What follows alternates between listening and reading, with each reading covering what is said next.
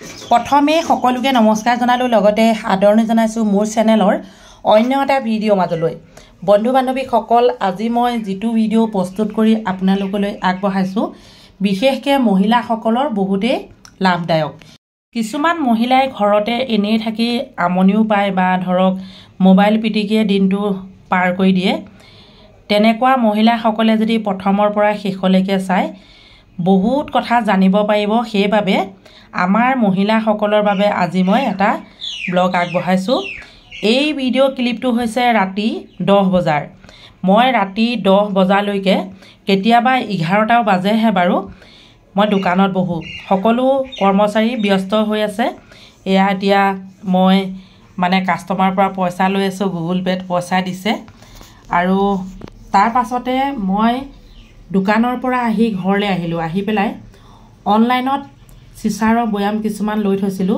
বা যে কোনো কাপ প্লেটে হওক বা চিচাৰৰ বয়ামেই হওক হয়তো বহুতে জানে হয়তো বহুতে নাজানে নজনা সকলৰ নিশ্চয় লাভ হ'ব সেয়েহে প্ৰথমৰ পৰা শেষলৈকে চাব এনে ধৰণৰ চিচাৰৰ বয়ামবোৰ নতুনে আমি আনি পেলাই কি কৰিব লাগে জানেনে গৰম পানীত উতলাই দিব লাগে এতিয়া মই ৰাতি 11 বাজিলে যেহেতু ধৰক 12টা বজাৰ আগত হওঁ আৰু তথাপিতো মই ভাবিলো কিছুমান কাম ৰাতিয়ে কৰি থওঁ দিনত সময় নহয় দোকানত বহিব লাগে হেতু জানেই আপোনালোকে নতুনে আনি কাপ প্লেটে হওক বা আপোনাৰ কাগজৰে হওক নতুবা এনে ধৰণে ধৰক মানে যে কোনো মানে খাদ্য খোৱা বাচন বিলাক আমি এনে ধৰণে গৰম পানী যদি উতলাই দিও সঁচাকৈ কৈছো বহুতো বীজাণু নাশ হয় লগতে চিচাৰৰ বয়ামসমূহ বা মাটিৰ যিবিলাক কাপসমূহ পটককে ভাগি নাযায়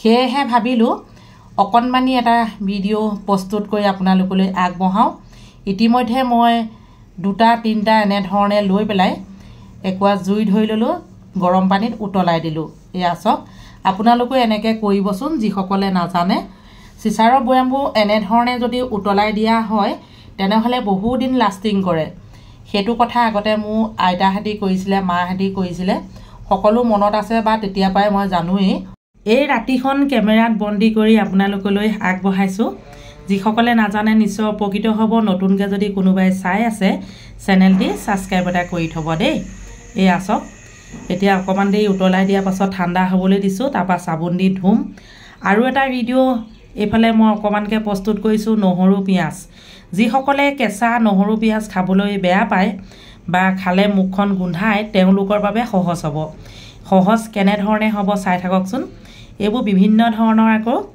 আচাৰৰ বয়াম মই মাজে দেখুৱাই থাকো বাৰু যে নহক পিয়াজখিনি প্ৰথমতে গুটেৰে ধুই ল'ব বা নহৰুখিনি ধুই লৈ ৰ'দত পানীটো শুকুৱাই লৈ এনে ধৰণে বাকলিখিনি গুচাই আপোনালোকে এটা চিচাৰৰ বয়ামত থব সোৱাদ অনুসৰি অলপ নিমখ দি দিব তাৰ পাছতে কি ব্যৱহাৰ কৰিব জানেনে আপোনালোকে যিমানখিনি নহৰু পিয়াজ লৈছে ডুব যোৱাকে দিব লাগিব ভিনেগাৰ এয়া চাওক ডুব যোৱাকে ভিনেগাৰ দিব লাগিব এনে ধৰণে বহু দিনলৈ সংৰক্ষণ কৰিব পাৰিব আৰু লগতে পইতা ভাতৰ লগত বা গৰম ভাতৰ লগত কেঁচা পিয়াজ কেঁচা নহৰু খালে আমাৰ দেহৰ বাবে বহুতেই লাভদায়ক হেতু বহুতে জানে মানে বিশেষকৈ হাই প্ৰেছাৰ থকা মানুহসকলে কেঁচা নহৰু খাব লাগে পিয়াজো অকণ খাব লাগে হজম শক্তি বঢ়ায় লগতে এই কিছুমান মানুহৰ পটককে যে হাৰ্ট এটেক হয় কেঁচা পিয়াজ খালে মানে এই হাৰ্ট এটেকটো পটককে নহয় হেতু মই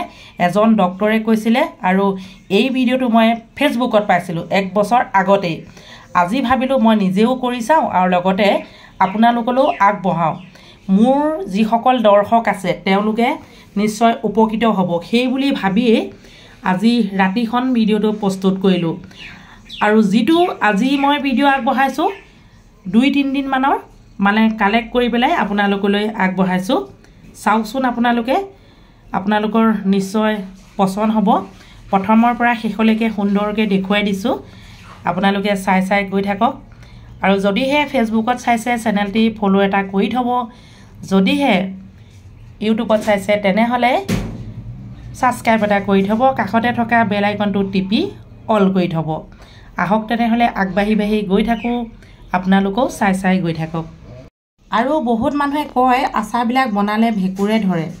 আচাৰ বনাই পেলাই যেতিয়া বৈয়ামত ভৰাব তেতিয়া বৈয়ামটো খুব ধুনীয়াকৈ চাফ চিকুণ কৰি কটন কাপোৰে মুচি ল'ব আৰু ৰ'দত শুকুৱাই ল'ব। আৰু এখন চামুচ লৈ আচাৰ ভৰাওঁতে এনেধৰণে খুচি খুচি ভৰাব, মানে ক'তো যাতে হাৱা ল'ব নোৱাৰে, মানে অকণমানো জেগা খালী নাথাকে তেনেধৰণে ভৰাব। তেতিয়া কেতিয়াও ভেঁকুৰ নাহে। আৰু মাজে মাজে ৰ'দত দিব। আৰু মই যি ধৰণে দেখুৱাই গৈছোঁ সেই ধৰণে কৰিবচোন আপোনালোকে। এখন চামুচেৰে আচাৰখিনি এনেধৰণে হেঁচি হেঁচি একদম ঠাৰ খুৱাই পেলাই ভৰাব, মানে খাচ খাই থকাকৈ ভৰাব। আৰু তাৰ পাছতে এনেকৈ হেঁচি হেঁচি দি দিব। কেঁচা তেল অকণো ওপৰতে দি দিব পাৰে। আৰু যিসমূহ আচাৰ ধৰক বৈয়ামৰ কাষত লাগিছে সেইসমূহ কি কৰিব আপোনালোকে চাই থাককচোন। বৰ্তমান এতিয়া মই আচাৰখিনি ভৰাই আছোঁ আৰু চামুচে দেখিছেনে কিমান সুন্দৰকৈ মিলাই দিছোঁ। আৰু কাষত লাগি থকাবিলাক এখন সুন্দৰ কটন কাপোৰ ল'ব। চাই থাকক আপোনালোকে মই কেনেধৰণে মুচিছোঁ দেখুৱাই আছোঁ। এইখিনি লাই শাকৰ আচাৰ হয়। মানে মোৰ প্ৰথম যেতিয়া বনাইছিলোঁ চিচাৰৰ বৈয়াম নাছিলে, ছেকেণ্ড আনি পেলাই মই এনেধৰণে মানে ইয়ালৈ আনলোড কৰি দিছোঁ। আৰু কটন কাপোৰে মুখখন ধুনীয়াকৈ মুচি দিলোঁ। আৰু ধৰক ইয়াতে অকণমান কেঁচা মিঠাতেল দিম আৰু মাজে মাজে ৰ'দত দি থাকিম। আচাৰ যিমানে ৰ'দত দিব সিমানে সুন্দৰ হৈ থাকিব। আৰু মাজে মাজে চেক কৰিব লাগে আৰু কেনেবাকৈ ওপৰলৈ মানে আচাৰ লাগি আছে নেকি বা ধৰক ভেঁকুৰ আহিছে নেকি, এইবোৰ চেক কৰি থাকিব লাগে। মিঠাতেল অকণমান নহৰু গৰম কৰি ওপৰতে দি দিলে বহুদিনলৈ সুন্দৰ হৈ থাকিব। এয়া মন কৰক, খাচ খাই আছে নহয়নে? আৰু একেবাৰে ফুলকৈ কেতিয়াও আচাৰ নভৰাব। আচাৰ মুখখন অকণমান খালী থাকিবলৈ দিব। তেতিয়া ধৰক মানে কেতিয়াও ভেঁকুৰ নাহে। এইফালে চৰ্টৰ ওপৰলৈ মন কৰকচোন। বিভিন্ন ধৰণৰ আচাৰ বনাই এনেধৰণে ৰ'দত দিছোঁ। আজি এবেলামান ঘৰতে আছোঁ। লগতে যিসমূহ আচাৰত মানে মই ভিনেগাৰ ব্যৱহাৰ নকৰোঁ সেইসমূহত নেমু টেঙা ৰস দিম।